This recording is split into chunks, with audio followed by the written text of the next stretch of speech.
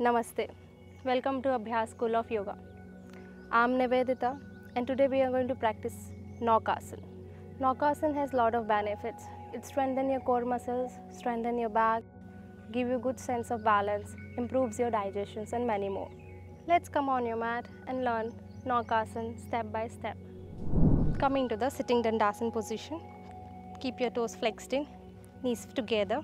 Keep your back straight, roll your shoulders and put your palms by the side of your hips. Slowly with that, bend your both knees together. Put your both palms under your knees. Slightly lean back and slowly lift your both legs together to the 90 degree and point your toes. With that, slowly if you feel comfortable, slowly straighten up your both knees up and leave your both palms out. Keep your back straight, core strong.